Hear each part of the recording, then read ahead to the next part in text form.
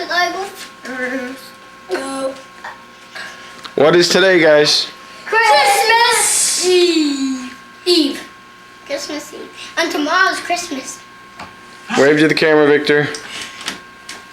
What's up? This is Victor Vargas. Victor comes over whenever he's hungry and we feed him cake. Leave him alone, please.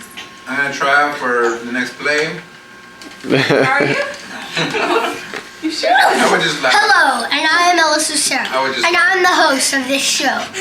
Please meet Isaac Lucero, my little brother. Hello. Did you make this? Okay, now we're moving on to the next person. How many presents are there? This is It was Ellis. Jenny Lucero. Hello.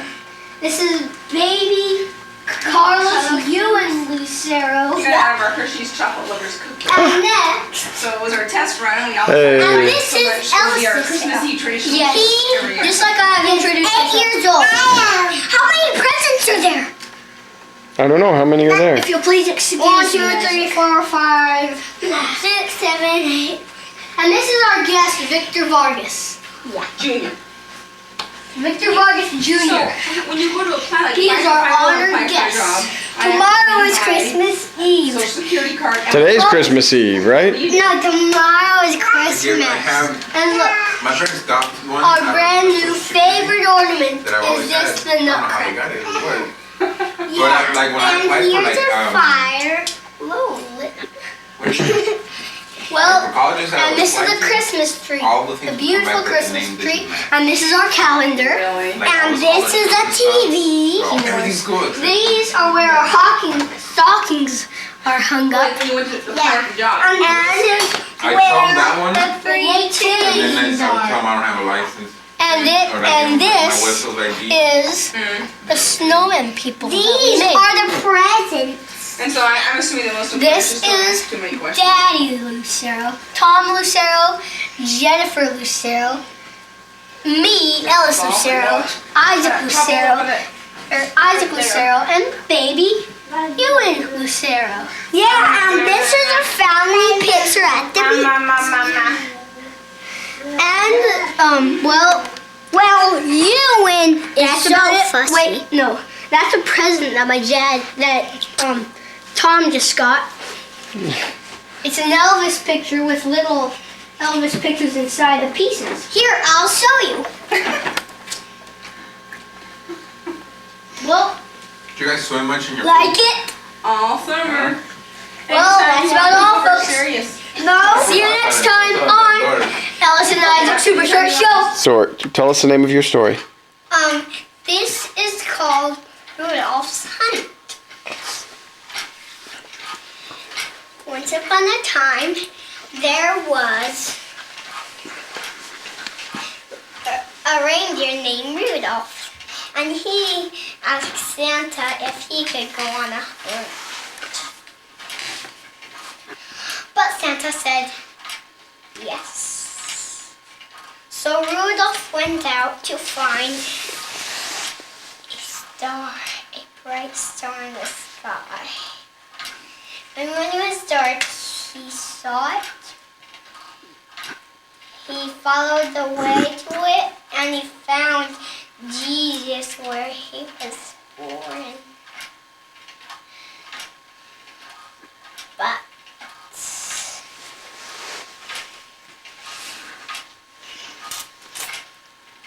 then Jesus and a lot of friends of Rudolph came. Santa's reindeer and a lot of people. And in that place they had the scriptures and everyone read them. And today, and on that day, it was Christmas. But there wasn't enough time to give people presents. So, they just left on their way. And went up in the air. And then they saw the house. The house where Jesus was. And then that's the end. Wow, did you make that story up? Yeah. Wow. That's really good, son. That's a very good story. I like Carlos, that. did you like that story? I really like If you like that story, Carlos, just sit there. You did a really good job. Yeah, Carlos liked the story. Story with this. If you like that story, Carlos, kick your legs. All right. If you like that story, don't talk. Okay. Okay, I am going to tell a story called The Legend of the Candy Cane. One dreary evening in the depths of November, a stranger rode into town. He stopped his horse in front of a lonely storefront.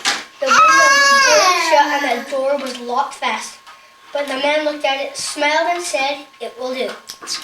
Although the gray short days and the long dark nights of November, the man worked. The townspeople could hear faint pam, pam, pam of his hammer and the snish, snish, snish of his saw. They could smell the sweet, clean scent of new lumber and the deep, oily smell of new paint. No one knew who the man was or what he was doing. The mayor hoped he was a doctor to heal his illness. The young wives hoped he was a tailor to make beautiful dresses. The farmers hoped he was a trader to exchange their grain for goods. But the children had the strongest wish of all, which they did not tell their parents. A deep, quiet secret, which none of them said out loud. No one spoke to the man. No one asked if he needed help.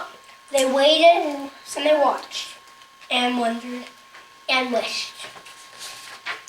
But one small girl watched and wondered and waited and wished longer than she could stand.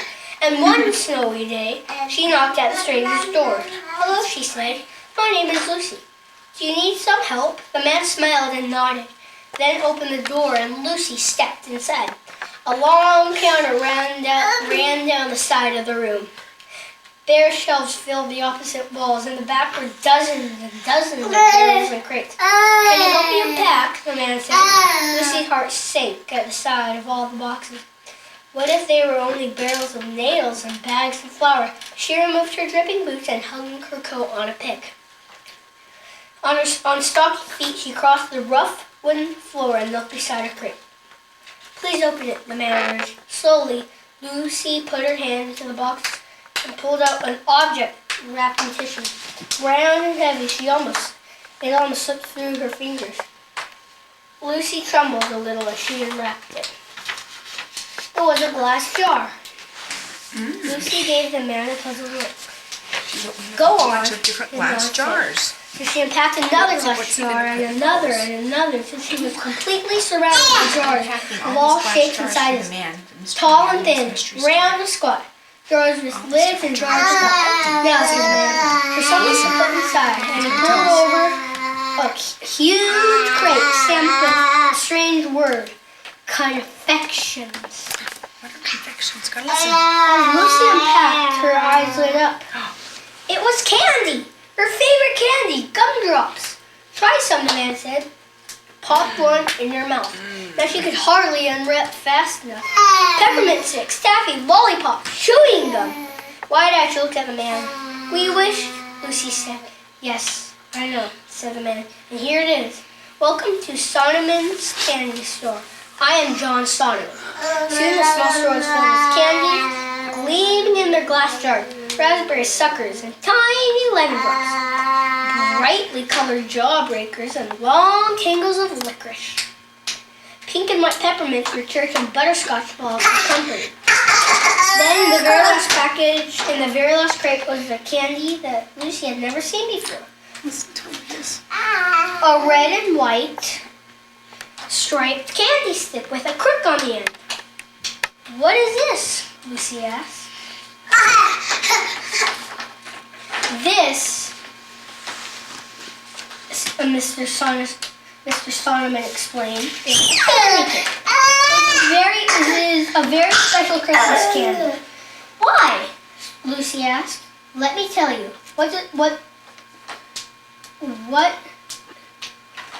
What does the letter look like? Lucy took the candy cane and turned it in her hand.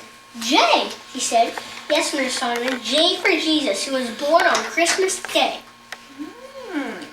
Now turn it over. What does it remind you of? Lucy turned the cane in her hand. She peered down intently. I know, she said finally. It's like a shepherd's staff. Who were the first to find out about Jesus' birth? Mr. Solomon asked. Shepherds in the field, Lucy answered, watching over their flocks by night. But Mr. Solomon, what are the stripes for, Lucy asked. The man's eyes grew sad. The prophet Isaiah said, by his stripes are we healed. Before he died on the cross, Jesus was whipped. He bled terribly. The red reminds us of his suffering and his blood. But then, Mr. Solomon continued, the candy cane is white as well. When we give our lives to Jesus, his blood washes away our sins, making us white and pure as snow. That, he said, is the story of the candy cane. Is there a secret? Lucy asked. Mr. Solomon looked at her for a while. It's a story that needs to be told, he said. Will you help me share it?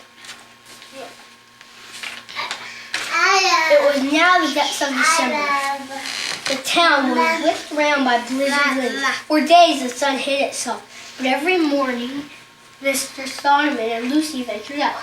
They wore heavy woolen coats and bright hand-knit scarves.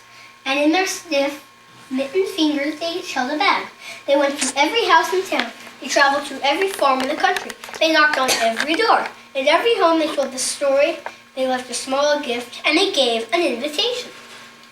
On the afternoon of Christmas Eve, the sun finally broke through the clouds, and Mr. Solomon's candy store officially opened. The mayor came feeling better than he felt in days. The young wives came dressed in beautiful smiles. The farmers came eager to trade grain for Christmas gifts. The children ran dizzy in circles. Yes, their wish had come true. Yes, they had come to share. Yes, they had come to share in the opening of the candy store. But they shared something more, something bigger, and something better. On that Christmas Eve, they shared the story of the candy cane. They told the miracle of Christ's birth, his misery, his death, and the mercy of his love. That is a very good story. Now every time we look at the candy cane, we can remember what candy canes represent and what they mean.